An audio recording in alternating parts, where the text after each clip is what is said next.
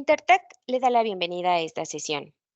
Somos el proveedor líder en soluciones de calidad y seguridad, apoyando a un gran número de industrias a través de nuestra red global de expertos. En esta ocasión, nos enfocaremos en la industria textil.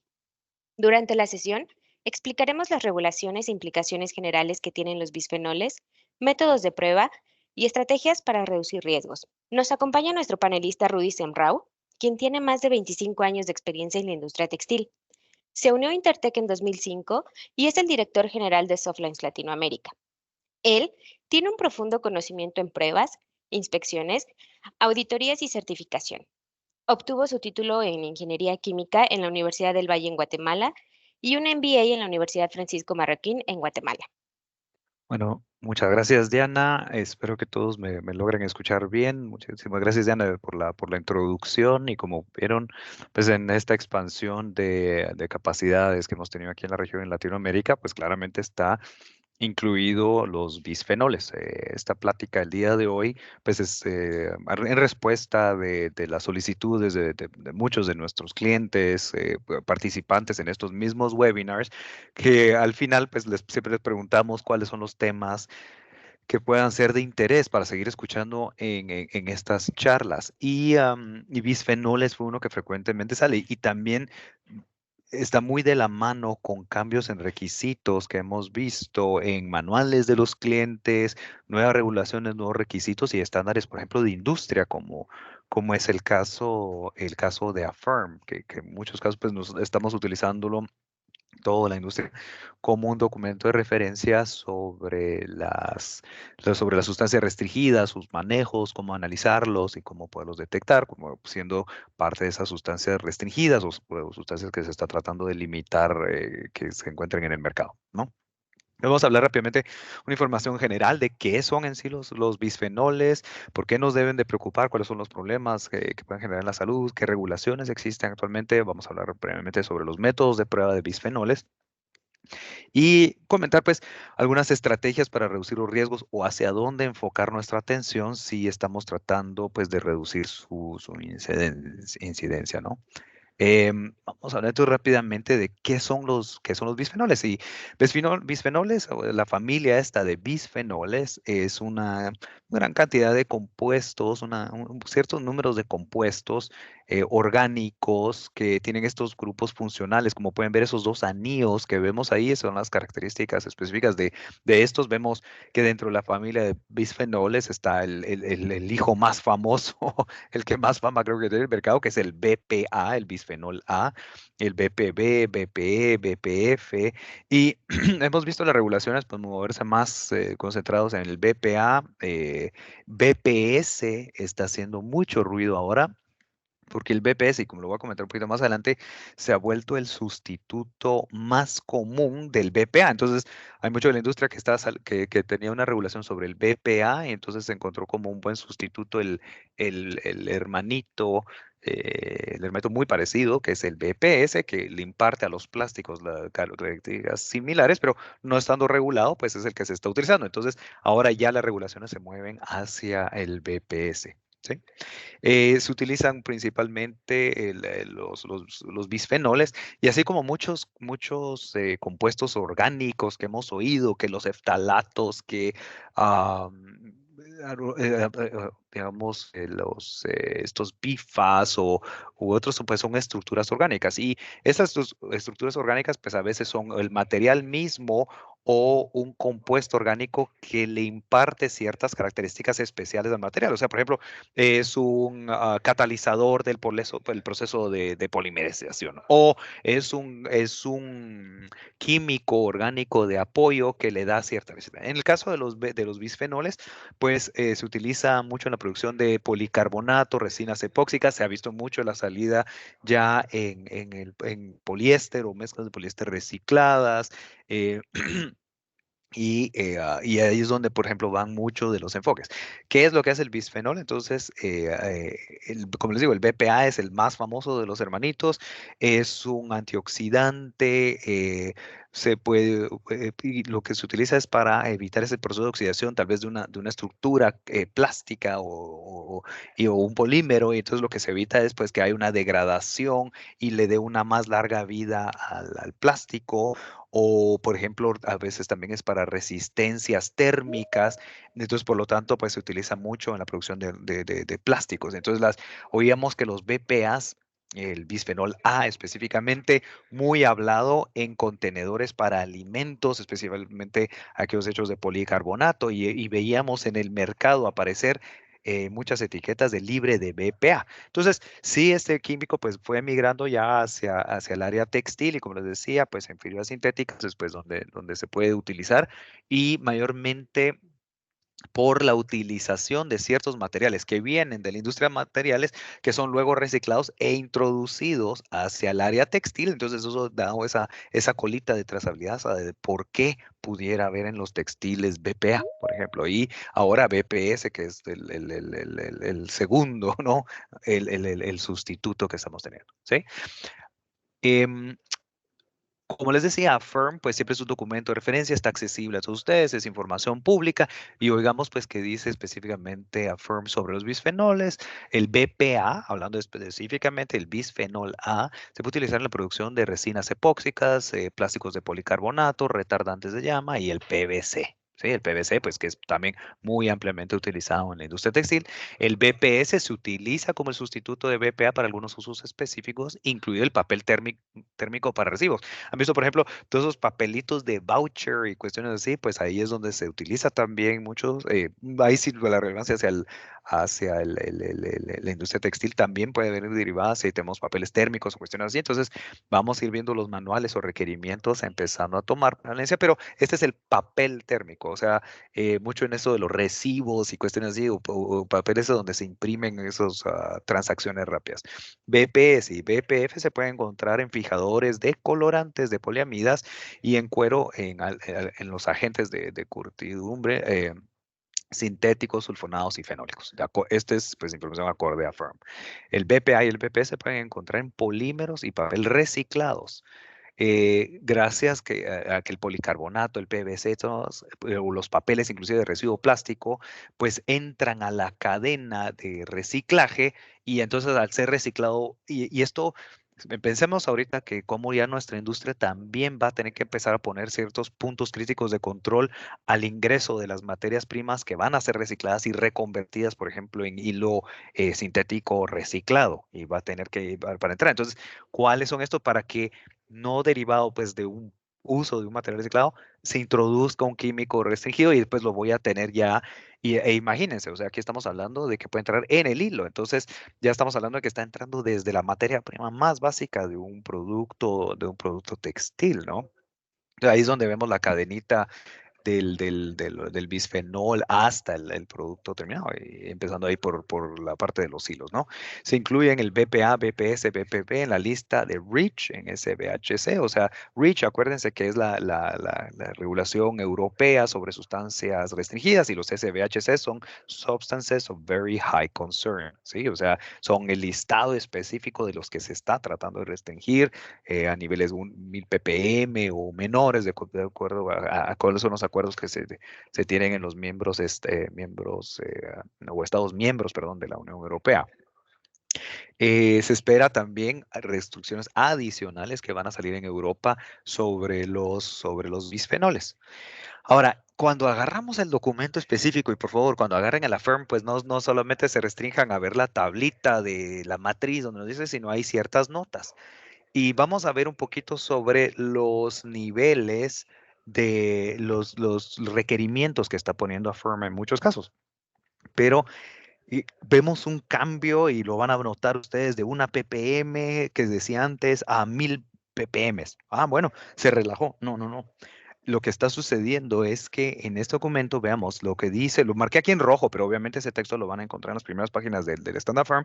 Dice, las marcas miembros de Affirm pueden diferir o sea, diferir de cómo lo está presentando Affirm, en la forma que se abordan los requisitos de las etiquetas de advertencia.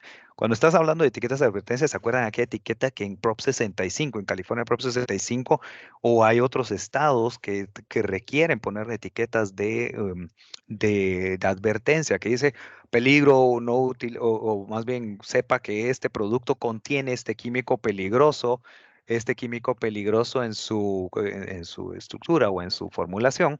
Y ahí dice, Affirm aconseja a los proveedores que consulten, o sea, los manufactureros que consulten con sus clientes sobre los requisitos específicos de la marca para las sustancias de la Prop 65. O sea, básicamente es decir, del requisito que te estoy proponiendo aquí dentro del documento Affirm, hay un requisito, consultas y requisitos adicionales, y lo hemos siempre platicado en estas charlas, ¿no?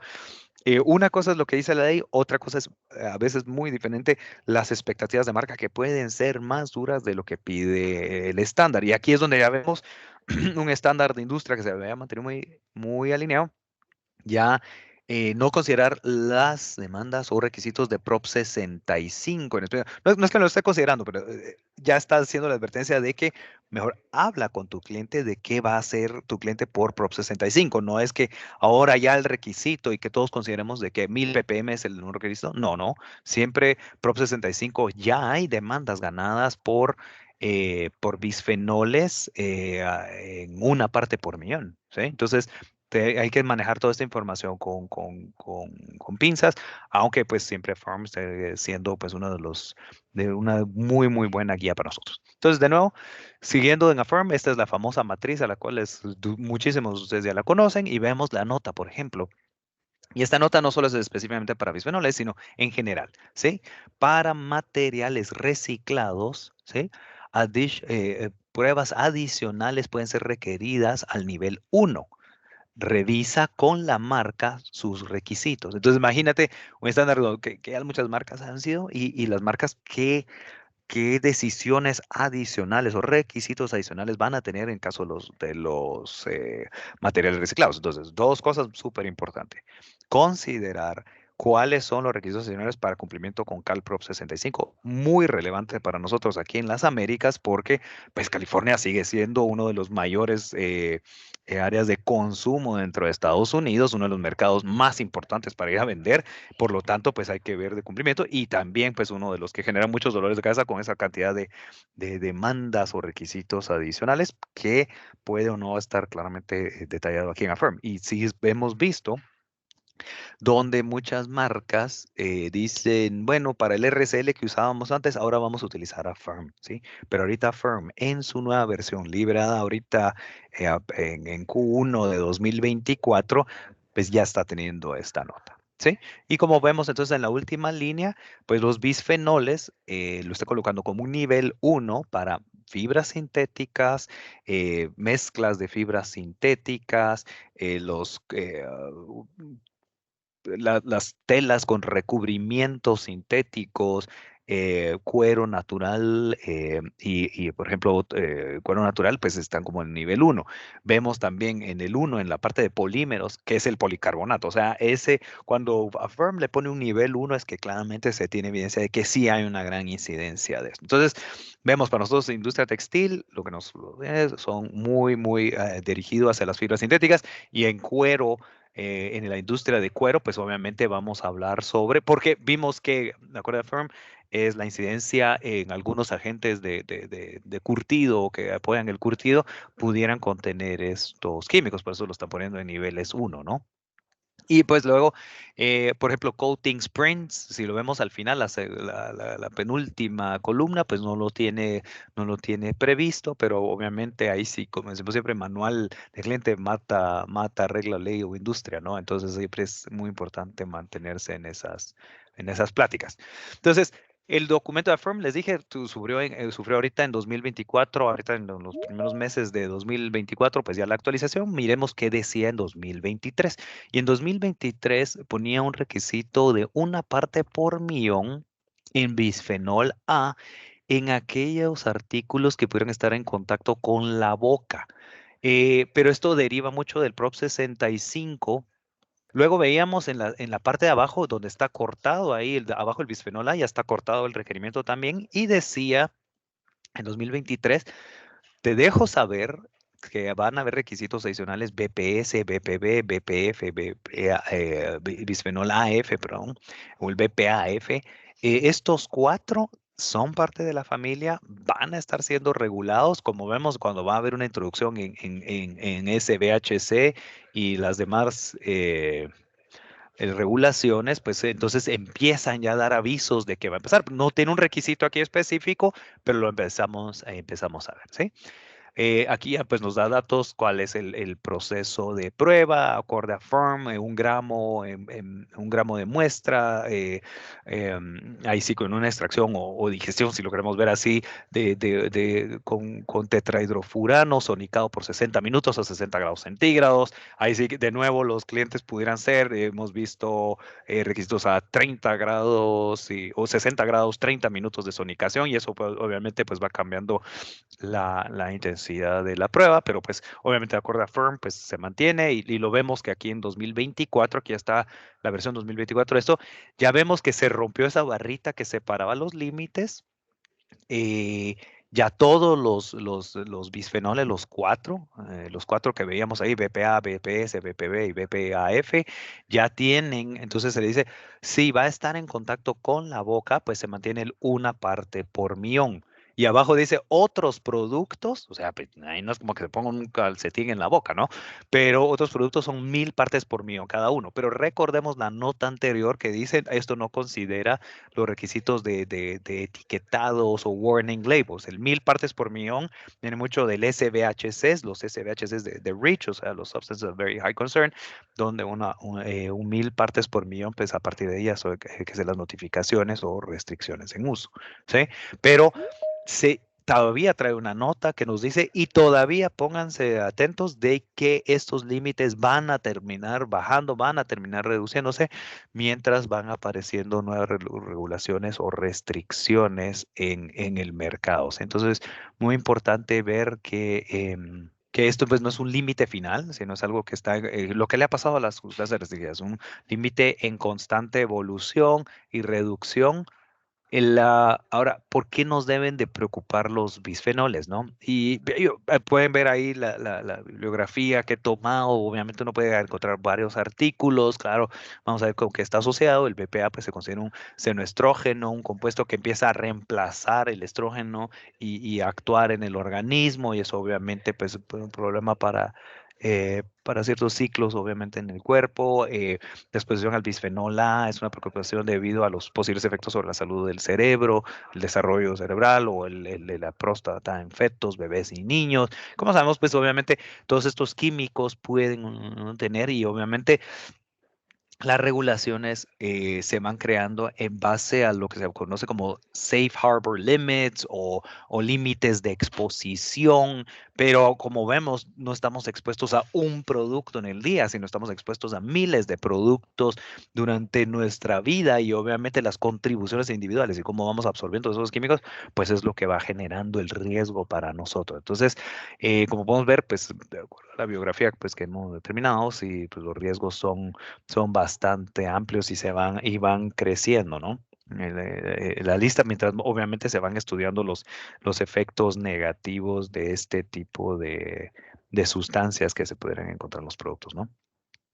Entonces, hablemos de restricciones de los bisfenoles y cuáles son algunos de los disparadores, ¿no? California Prop 65, acordémonos que es una ley de restricciones, del etiquetado y de advertencias, y se mueve mucho por las demandas que se van ganando en juzgados. Entonces, alguien pone una demanda, determina que a partir de cierta cantidad disponible de producto, pues con una metodología en específico, pues se va generando esa demanda, se gana y ya pues sale ahí un juicio que ya nos impone un cierto límite y ciertos requisitos, ¿no?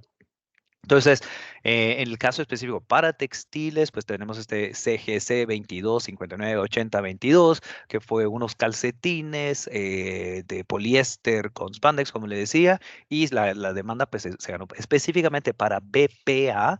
y poniendo el límite máximo como una parte por millón. Entonces ya vemos la gran diferencia, pues los casinos no es que vayan en la boca, pero Prop 65 sí ya tiene un requisito. Entonces, por ejemplo, sí vimos una reacción muy rápida a partir de esa demanda desde hace un tiempo, que había un gran enfoque del BPA, específicamente bisfenol A. No, no todos los hermanitos, pero sí el bisfenol. Y como vimos, pues Affirm ya tiene todas las versiones esas comunes de bisfenoles, el S, el B y el AF. Al igual que ya lo tiene también ZDHC. En ZDHC no solo buscamos BPA en las descargas, sino buscamos varios los otros hermanitos, ¿sí? Ahorita está saliendo la AB 1319, ¿no? En el área de California. Acuérdense que los ABs son regulaciones que salen en California, así como salió ahorita, creo que, si no recuerdo mal, es la AB 1817, que es la de PFAS, ¿no? Y que pone el requisito con el Total Organic Fluorine, ¿sí?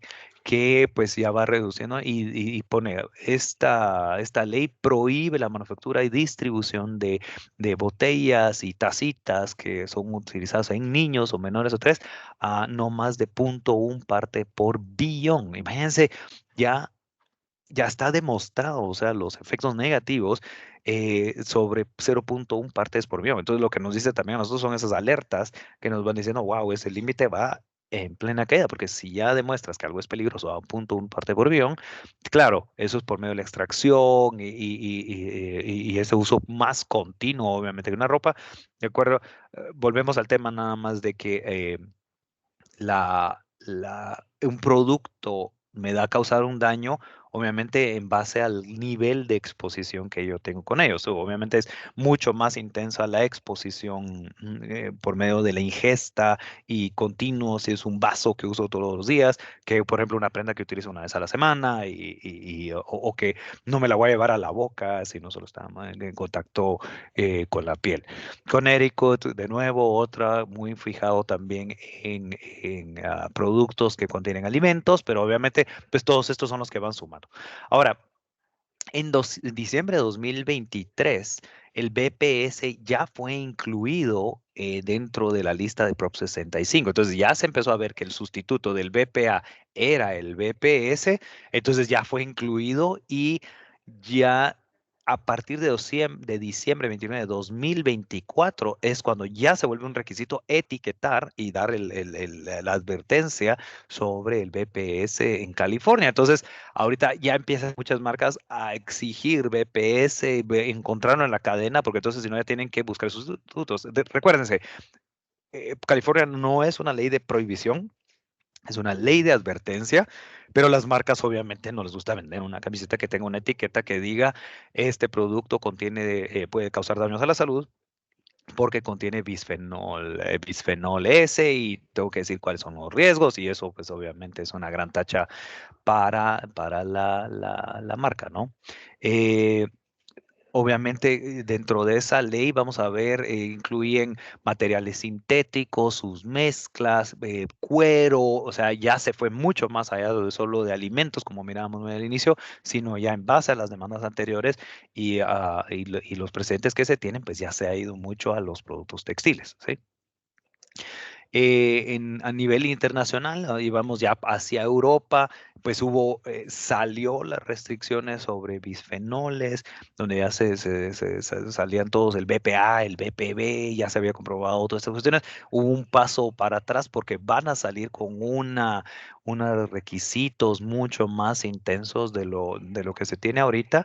Y ya se tiene, por ejemplo, el BPA, pues con sus eh, efectos negativos sobre la salud reproductiva, daños a los ojos, imagínense, irritación en las membranas respiratorias, alergias en la piel.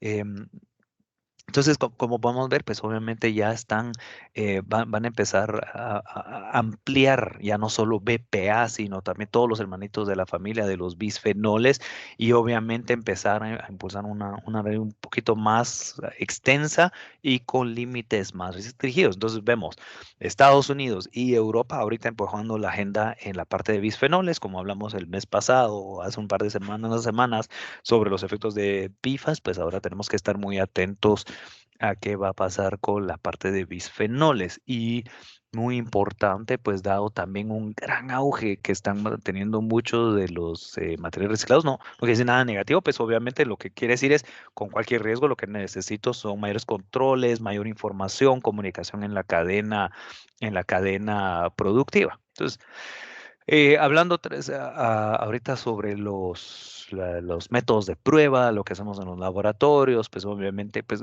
me voy mucho de nuevo a lo que recomienda Firm, pero es súper importante también ver bien las diferencias en lo que pudiera establecer el manual del cliente, qué normativa está utilizando, qué método, qué versión estoy utilizando, si los certificados que yo estoy obteniendo de algún otro lado, cuáles son los métodos de prueba que están utilizando. Entonces, porque pues esas pequeñas diferencias en las metodologías pueden tener diferencias claramente en los resultados. Puede que no, pues, pero sí es bien importante conocer estas diferencias. Y como les comentaba, pues el método de prueba, por ejemplo, en Affirm, está hablando de la ISO 11936, versión 2023. ¿Sí?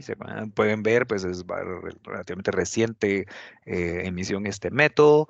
Eh, a, a diferencia, pues aquí no hay un ISO especificado en Affirm, es 1 gramo en 20 mililitros de tetrahidrofurano, sonicación por 60 minutos a 60 grados centígrados, la adición de metanol o acetonitrilo para la precipitación antes de proceder a análisis. Entonces, sí entender bien y esa comunicación tanto marca, cliente, laboratorio y a ponernos todos de acuerdo de que estamos en una metodología para hacer esa trazabilidad y ver, por ejemplo, me entregaron este análisis de la materia prima que iba a comprar y una cuestión así, está acorde con los niveles de metodología, es mi método más intenso, menos intenso que el que yo estoy preparado a realizar, ¿sí?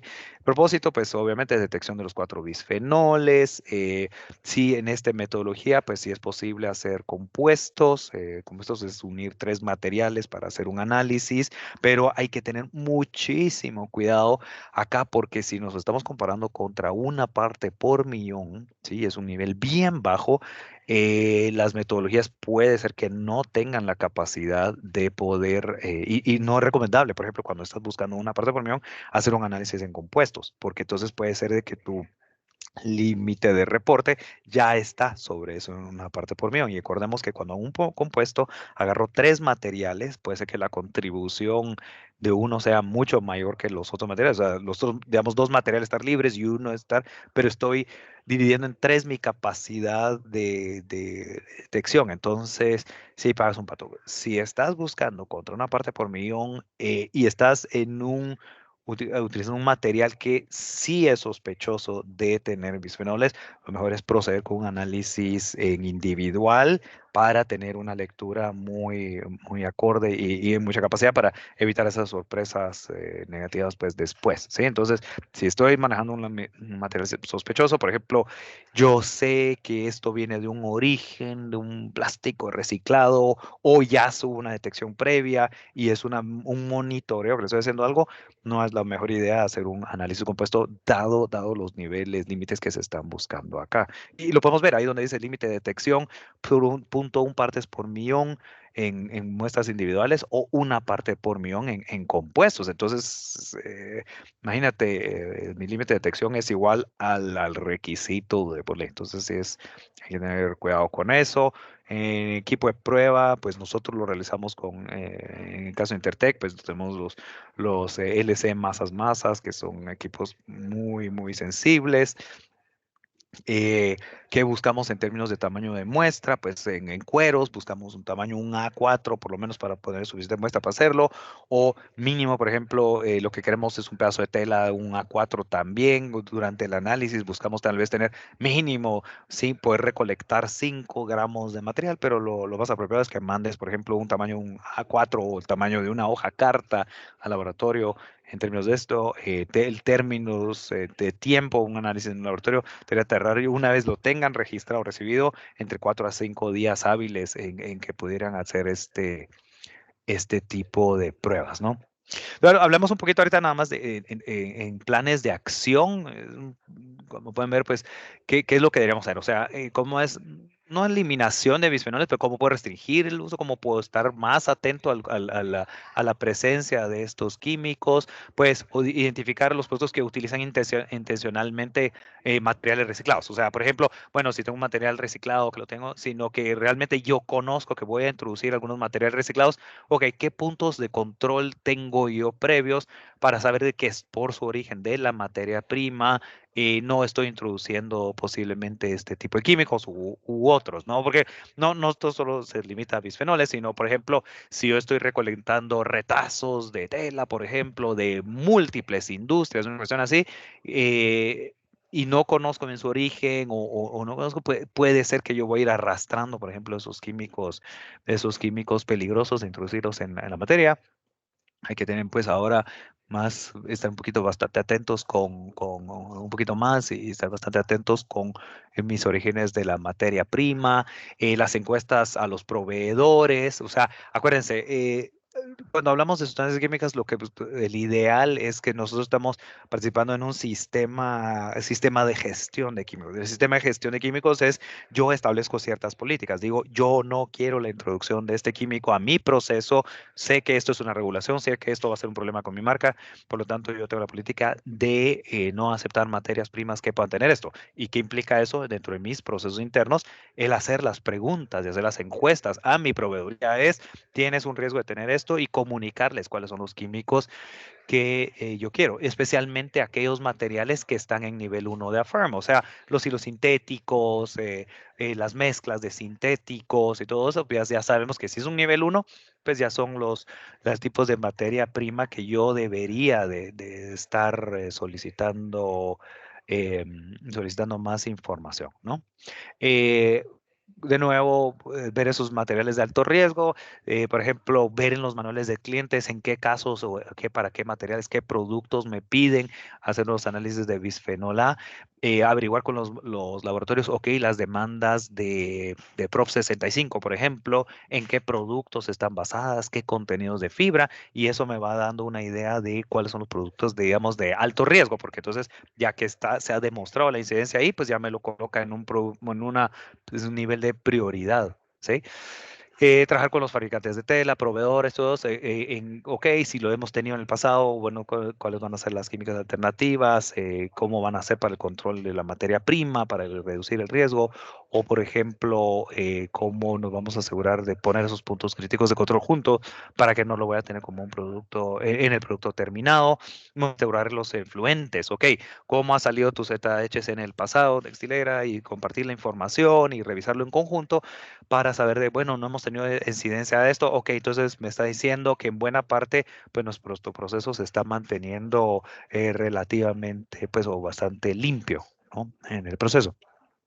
Los materiales certificados y eso nos ayuda a eximir, por ejemplo, ciertas pruebas, también ver, hay que ver de que tengan todos los bisfenoles, que no me están entrando un certificado solo por BPA y mi cliente también me pide BPS, BPB, BPAF y las metodologías de prueba con que se hicieron están acorde con lo que tengan, que todos estos requisitos pues están correctamente alineados, pues se vuelve algo muy importante, ¿no?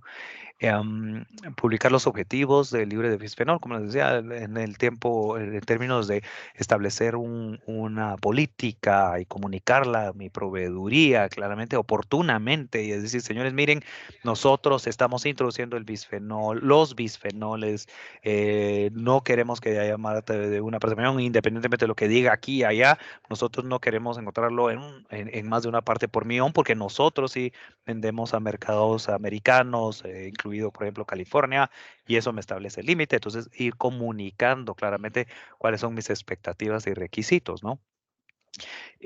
Ah, obviamente hay que evaluar, obviamente, los impactos económicos y cuestiones así sobre las químicas alternativas. Lo hablábamos también con los PIFAS, ¿no? Sobre las químicas alternativas para darles esas propiedades de repelencia al agua, que puede ser no tan durables. Entonces, con esta industria relativamente ingrata, de donde es yo tapo un hoyo abriendo otro hoyo, entonces sí hay que ver en términos costos, qué tan rápido puedo llegar, pero tengamos esto, ya el reloj ya está dando, ya está acá avanzando, porque el requisito sobre etiquetado del BPS es en diciembre, entonces primero tengo que averiguar, ¿tengo BPS en mi cadena? ¿Cómo lo voy a reemplazar? ¿Cómo puedo encontrar esto? Hacer las preguntas adecuadas a mi proveeduría. Yo ya sé, ok, lo bueno es que Affirm ya me dice por dónde ir a buscar, las demandas de Prop 65 ya me dicen dónde han estado las demandas, entonces ya me puedo enfocar, no a decir toda la gama de mi materia prima la tengo que ir a analizar, sé cuáles son mis prioridades, a dónde enfocarme, ¿correcto? Ahora daremos paso a las preguntas que tenemos en el chat. De igual forma, colocaremos dos breves encuestas, una para saber de qué otros temas les gustaría que habláramos en nuestros webinars y otra para saber qué les pareció esta sesión. Y bueno, Isaac Palomino nos pregunta, ¿qué ha causado los calcetines con BPA a la persona para que reduzcan a menos de una parte por millón? Mira, excelente pregunta. Lo que vamos es de que sí se ha demostrado que en cantidades muy bajas sí hay disrupción endocrina, daños a la salud reproductiva, se pueden demostrar. O sea, las manas no salen solamente de esos causas. Y vuelvo al slide, obviamente, de lo que se ha ido demostrando de los efectos negativos en la salud. Por ejemplo, en Europa, como puedes ver, ya está demostrado los efectos sobre bajas, muy bajas cantidades realmente de la presencia de estos bisfenoles. Entonces sí es muy importante. Y acuérdate, eh, cómo fue ese boom hace tiempo sobre los bisfenoles. Yo creo que la gente compraba libre de BPA sin saber qué era el BPA o qué hacía el BPA.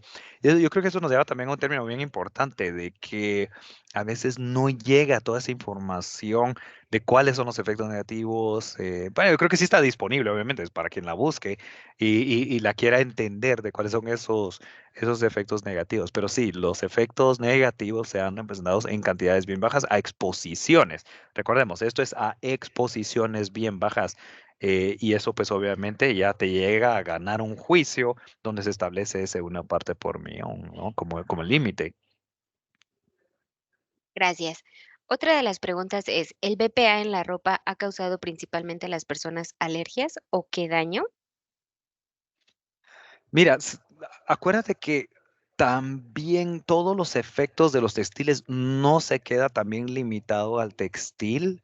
O sea, recuerda también que la liberación de fibras al aire, que se va perdiendo en el agua también, va a llegar a todos. Todos nos hemos oído ahorita que en la parte de los sintéticos también el problema de microfibras también está muy, muy duro. Ya se están encontrando microfibras o fibras plásticas, inclusive hasta presentes en leche materna. No pensemos también los efectos negativos de los químicos solo que se quedan en la prenda a lo largo de la vida. De todas formas, una prenda va a llegar tal vez al final de su vida y esperemos que tenga una muy larga vida para reducir esos 2 contenedores, creo que es por segundo o por minuto que se genera de basura textil que eventualmente va permeando por la tierra hacia los mantos acuíferos o se va degradando y va saliendo se va corriendo con el aire.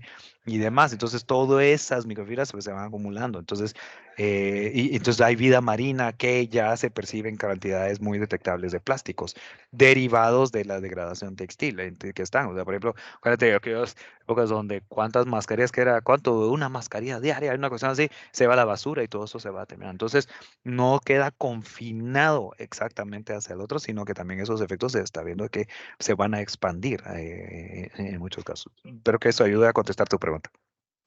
Gracias. Enrique Flores nos pregunta, ¿los nonilfenoles 6 o 10 entran con los bisfenoles? No, no, esos son los de la familia de los alquilfenoletoxilados, ¿no? Los apeos o NPeos, ¿no? Nilfenoletoxilatos son pues otra familita un poco distinta, pero también dentro de las sustancias restringidas, ¿sí? Fenoles, pues obviamente todos esos nombrecitos, pues obviamente se acorde a la estructura del compuesto, ¿no? Como vimos pues aquí las grafiquitas de cómo son esas estructuras orgánicas, ¿sí? Entonces, obviamente vamos a ver anillos o vamos a ver tipo de ciertos enlaces o algo así, entonces eso obviamente pues va moviendo los nombres, pero no, es el NPO, ¿no? Ese es de la familia de los alquilfenoletoxilatos, ¿ok? O alquilfenoles. Gracias. Julie nos pregunta, ¿el daño a la persona solo es por contacto con la boca en la ingesta o por otro medio? Pero no nos podemos limitar nada más a decir que todo esto queda confinado al textil. De nuevo, todo esto se va degradando o se va al agua o se va al aire. También, obviamente, aquí está hablando sobre ciertas irritaciones a los ojos, sobre la ingesta. Entonces, créanme, es súper importante también en la industria esos controles que se están haciendo sobre microplásticos y su liberación al ambiente. Esto sí va a llegar, está llegando bastante lejos. Y eso es algo que nosotros tenemos como industria también que ir buscando de cómo limitar. ¿Ok? Pero sí, o sea, hay exposición, sí, daños aquí hay dentro de la biografía que había encontrado, pues sí hay de referencias hacia algunos niveles de exposición dérmica, pero mayormente es por ingesta, inhalaciones, cuestiones así, pero de todos usan textil, inclusive, o sea, hoy por hoy están pensando que la pintura de la pared de la habitación donde ustedes están está fijamente adherida a la pared. No, poco a poco se va degradando, va soltando un polvillo y todo eso pues entra al ambiente. Entonces, todos los productos que estamos haciendo tienen hasta cierto grado, nivel de degradación y se va a ir al aire, al agua, de alguna forma. ¿A qué velocidad? Pues obviamente ya será el material. Hay, por ejemplo, textiles que liberan grandes cantidades de microfibra y otros que no. Por eso es que ahorita ya los métodos de prueba están tratando de alcanzar y tener la sensibilidad para ver qué textiles, qué texturas, qué hilados, qué otras liberan más fibras que otras, ¿no? Gracias. Juan Ramos pregunta, buen día, ¿el testing para bisfenol tiene capability el laboratorio de Guatemala? Sí, hace un buen tiempo que hacemos BPA y todos los hermanitos. O sea, lo tenemos inclusive dentro de nuestro alcance acreditados desde hace un buen tiempo. Y creo que eso también es bien importante, chicos. Busquen los alcances de acreditación de los laboratorios donde lo van haciendo, qué metodologías son las que tienen, cuál es la metodología que ofrecen y conozcan bien el match entre lo que les pide su cliente y lo que está ejecutando el laboratorio. ¿Sí? Que nos hemos encontrado unas sorpresitas donde no solo es, mire, hágame la prueba de bisfenol A. Bueno, ok, qué metodología estás buscando, seamos más específicos, metámonos un poquito más en los temas porque cada vez se pone más específico. Si alguien a mí me dice, mira, hágame un plomo en plásticos para cumplimiento de CPCA, perfecto, pero ahí está la opción, lo puedo hacer con una cierta metodología, lo puedo hacer con rayos X, lo puedo hacer con química húmeda, lo puedo hacer, a falta de especificidad, yo me puedo ir por diferentes rutas, diferentes caminos, ¿sí? Seamos específicos, tratemos bien con el laboratorio y creo que son temas tan delicados que sí vale la pena el adentrar en estos temas y estamos aquí en Intertech para poderles ayudar a solventar ciertas dudas, ¿no? Otra de nuestras preguntas es, ¿hay alguna regulación vigente en México acerca de bisfenoles o alguna otra sustancia? ¿O solo nos basamos en las regulaciones de Estados Unidos? Ahorita, obviamente, estos webinars es mucho para el mercado de exportación y siempre nos invitamos a la gran cantidad de nuestros clientes que son manufactureros que están exportando hacia Estados Unidos. Desconozco si en México hay algo, digamos, específico para textiles. Lo dudo en este momento, específicamente para textiles. Habría que ver, por ejemplo, en el área de hardlines, en lo que hablábamos de esos vasos o los, ¿cómo le dicen? A las botellas donde beben, toman los bebés, para no decir una palabrota, pues, pero eh, entonces sí habrá que ver, por ejemplo, en cada uno de los países qué es eso. Entonces, específicamente para textiles está agarrando cada vez más fuerza. Como vieron, viene muy derivado desde esa parte. Las regulaciones pues empiezan desde 2022 a 2023, que ya estamos oyendo cada vez más intenso y llamar a la puerta aquí en el área textil. ¿Sí? Específicamente, desconozco si hay una restricción específicamente para México en textiles. Habrá que ver si hay para hardlines, ¿no? Bonnie nos pregunta, ¿solo se encuentran los bisfenoles en el poliéster reciclado o en todos los poliéster? Mira, como te decía, por ejemplo, en el caso de Affirm, es en todas las fibras sintéticas. Ahorita, por ejemplo, hay demandas en curso en California donde ya son mezclas también de poliéster con spandex, y no está hablando de poliéster reciclado spandex, sino pues, está poliéster general, spandex o nylon, spandex. Entonces ya se está ampliando ese tipo de mezclas, pero no. El punto del reciclado y las notas esas que tienen que ser es obviamente por los controles adicionales que tal vez haya que pedir o comunicar hacia quien me provee los materiales reciclados, porque, por ejemplo, si viene a partir de botellas, plástico que se está regenerando o reutilizando, pues habrá que saber cuál es el origen y tener ciertos controles, o decir, sobre esta mezcla, ok, no me introduce tanto de sustancias restringidas.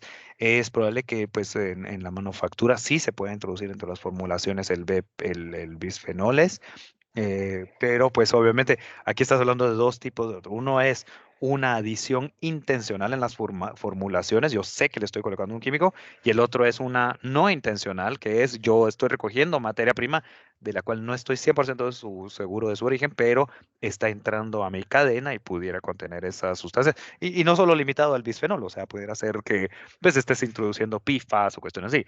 Lo delicado con el BPA es que estamos hablando de cantidades bajas, o sea, un ppm es bajo cuando estamos acostumbrados aquí en textiles, o sea, los que están en alimentos creo que hasta risa les da oír esto, o los que están en servicios ambientales. De risa los límites que utilizamos en el área textil, porque hablamos siempre de 1000 partes, 500 partes por millón. Pues BPA es de los primeros que sí tienen límites bajos y con tendencia a la baja de una parte por millón, ¿no? Pero sí, Gracias. seguimos.